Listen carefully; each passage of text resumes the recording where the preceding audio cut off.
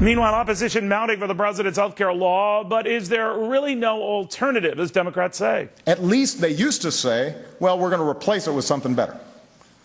There's not even a pretense now that they're going to replace it with something better. Not so, because my next guest says come again.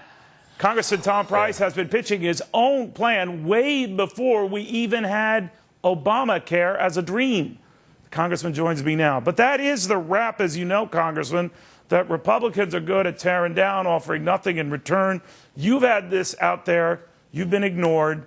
Tell us what happened and where your proposal stands. Thanks, Neil. It really is so sad because the president knows.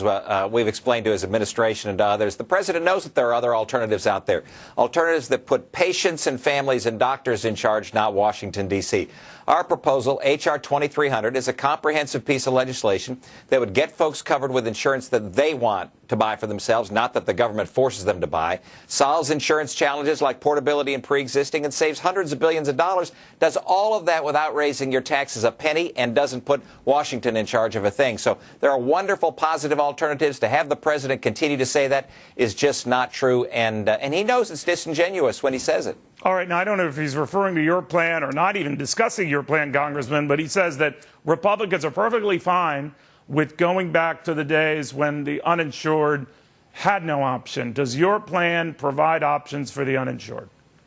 Absolutely. In fact, I think with our plan, H.R. 2300, we'd get more folks covered. In fact, we believe every single American, as opposed to the president's plan, which won't. But the fact of the matter is, even when the president's plan, Obamacare, was passed, Republicans had a positive alternative that we put on the floor of the House that would have covered more individuals and would have saved resources for this nation, and the president ignores that as well. So this phony argument that there are no alternatives, that you have to put Washington in charge of our health care, just isn't so, and the president knows it isn't so. So it's time for him to knock it off. It's time for him to recognize, as he has with fully a third of his piece of legislation already, that he himself has already delayed or provided waivers for. It's time to delay the rest of it, and then let's get together and come up with a positive, patient-centered alternative. In the meantime, as I'm sure you're aware, sir, there's a movement on the part of some Republicans, particularly the Senate, Ted Cruz among them, leading the effort to defund the president's health care law, maybe even risk shutting the government down to force the point. How do you feel about that?